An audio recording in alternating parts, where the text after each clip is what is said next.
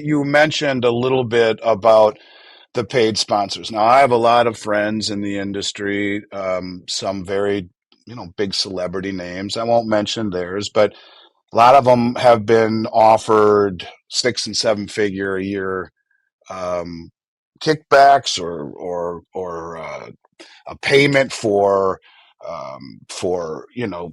recommending these companies or promoting them. And I get to every one of them and say, what are you doing, man? You're going to blow yourself up. You're going to blow yourself up. And here's why. And this doesn't get enough attention, the role of the paid sponsors, influencers, media personalities, trusted voices who endorse these companies without disclosing what they're paid. Now, I guess the one question I've always wondered, see, I know this stuff because since I started talking about it, I've had thousands of clients reach out to me, send me their statements showing the 50% reduction in value, all that stuff that you've talked about. Do you think the over majority of them anyway, of these sponsors are unaware, or are some knowingly helping prop up the scam? But my feeling is most of them are probably unaware. What do you think?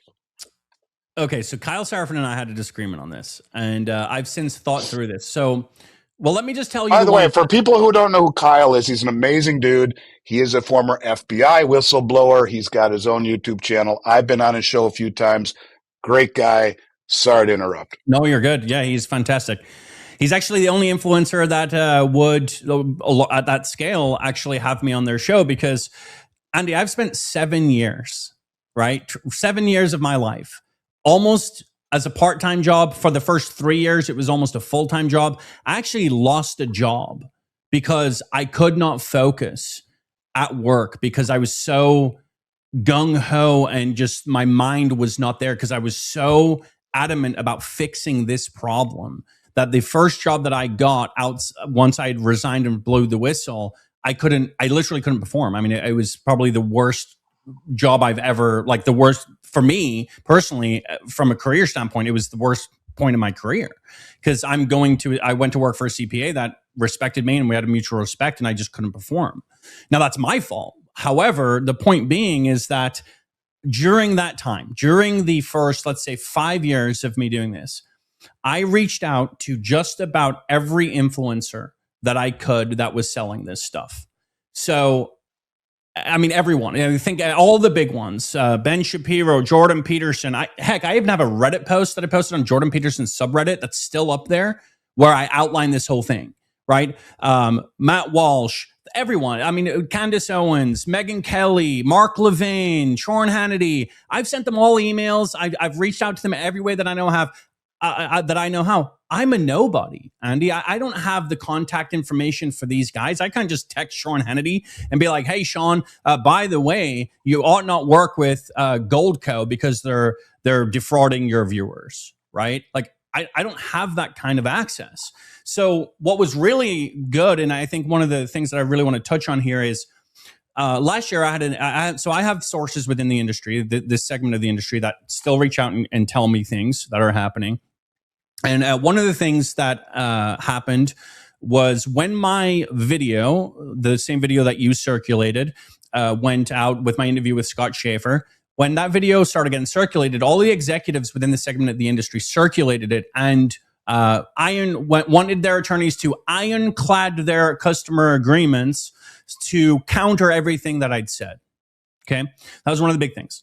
And then another thing that happened was last year I had an inside source come to me and tell me that Tucker Carlson had been offered the, and I quote, largest deal that they'd ever seen. And so I was running for Secretary of State last year, so I was kind of doing this, but also running a statewide campaign. So that was obviously, this kind of took a back burner for a minute while I was running for Secretary of State. And then this year, when I started working on my book, I reached out to Tucker's team and I said, hey, is it true that Tucker was offered a multi-million-dollar a year deal to peddle gold, essentially? And I didn't get a response for a few weeks. And then suddenly I got a text from his producer, hey, we want to talk. Now, they would never confirm or deny whether or not he got the deal. But as you know, Tucker just came out last week with a great interview with Chris Olsen where he confirmed what I had emailed in March, and I have the receipts to prove that I knew this, that he had been offered this deal. And it was not just like, I was thinking it was like maybe 5, 6, 7 million. It was $20 million, right? My source never told me the figure. He just knew it was the biggest deal because he wasn't directly involved with the contract negotiations. The point being is, how can you afford to pay $20 million, right? And so Tucker rightly, and thankfully, because he's arguably one of the biggest voices, if not the biggest voice on the right, said, no, I'm good. And he's now pushing back in his own way. And I've been in conversation with his business partner, Chris Olson, on how we can try and move this forward and get a resolution, not just in the short term, but in the long term to this problem, because this is a problem that needs fixing. And so back to your original question, okay? Do they know? I guess my question is, how could they not know at this point, right? Now, there's no excuse now. There's no, oh, my producer didn't get, Dale, oh, I'm sorry, Dale, my producer didn't get me your email now. No, you have Tucker Carlson saying, I have friends that sell this stuff, and I hope they change their ways. That were paraphrasing, but that was essentially what he said. How could they not know now? I have direct DM'd, I can prove this, on X. I have direct DM'd many of them. I mean, tens of them, 20, 30, 40 of them. Okay, one of them responded to me and said, hey, can you provide me proof?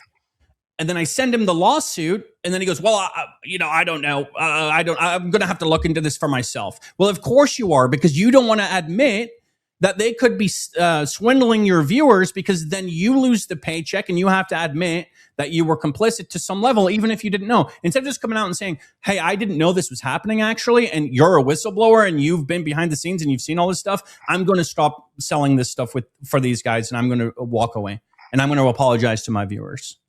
Instead of doing that, he says, nope, I'll pull the source documents directly. So I waited a month, and then I messaged him again and said, hey, buddy, did you happen to pull those source documents that I sent you so that you could verify what I sent you was true? And of course, crickets. I don't get anything.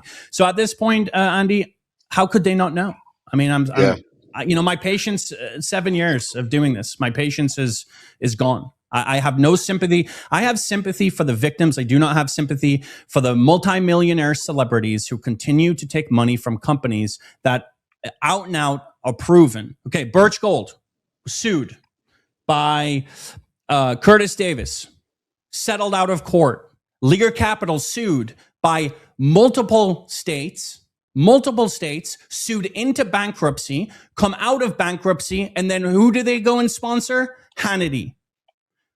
Sorry, not just Hannity, they sponsored Glenn Beck. And my question to Glenn Beck is, Glenn, Goldline, you and Anthony Weiner had a massive public dispute about Goldline in the 2010s, 2010, 2012. Goldline were then, where Glenn Beck defended Goldline. Goldline were then sued into the ground for fraud and deceptive practices.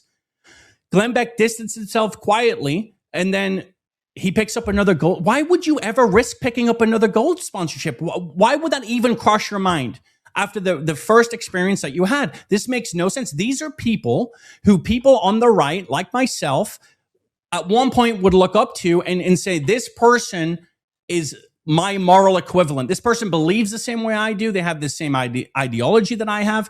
But instead, the realization that I've had to come to is, no, these people care about money first.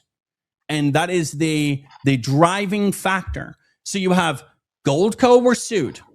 Birch Gold were sued. Lear Capital were sued. American Hartford Gold were sued. Goldgate Capital. I'm listing them. Oxford Gold Group. Red Rock Secured. Regal Assets. Roslyn Capital. Safeguard Metals. Merit Financial. U.S. Money Reserve. Vault Metal. Wall Street Metals. Metals.com. How many more do I have to list before these guys get the point? Yeah, you're right. And you were saying earlier, just so you know, to give you a little bit of confidence, I have borderline, I would call Chris Olson borderline a brother. I've known him and his father for 35 years, and have deep ties with Chris and his family. Who is now partnering with Tucker. They're wonderful people. I have nothing but the greatest of respect and admiration and friendship with these guys. It's a whole different animal over there than what you're talking about. So you should feel good. I will tell you, I'll stake my reputation on it, that you're getting the inside scoop from Chris. Smart man, very smart. So, all right. So based on everything we've talked about, the deception, the damage, um, I think I know the answer. It's kind of stupid to even ask you this, but do you believe that these executives, these companies, these custodians, these celebrities, should they all face a criminal investigation, or has the system just made it too easy for them to walk away clean? So let me tell you what happened in the Red Rock Secured case. They were indicted for $76 million, okay, sued into the ground. Lifetime ban for Shade Johnson Kelly and Jeffrey Ward from being able to ever sell gold. Okay. How many personal assets do you think that the authorities seized from these guys? How much of their person? Nothing. So what is my incentive? Andy, you and I could start the same company that they were doing in the same scam. And the only thing that we have to worry about is how much money can we earn until the authorities shut us down. And then, because all of our personal assets, they're safeguarded because the corporation shelters them. They're not piercing the corporate veil. Same with Merit Financial. Those guys kept everything. Okay, so I mentioned some other lawsuits. So to answer your question, I'm going to answer your question. So the answer to your question is, I don't think we can prove intent with the celebrity. I don't think we can prove intent with the custodians, because the custodians, I mean, realistically speaking, they make a couple of $100 on an account, right, a year or something like that. It's peanuts. Now, 100% the intent of these companies is to defraud their customers. 100%. There's unequivocal. You cannot. I sat in a room with Isaac Nuriani for tens of hours, hundreds of hours. He and I spent many times talking about things, and we moved our offices out of Santa Monica into Culver City because we didn't want to be in the jurisdiction of the city of Santa Monica, because they had just sued Merit Financial into the ground. Okay. Like, that was the intent. And me, in my naivety at the time, I was 24 years old, right?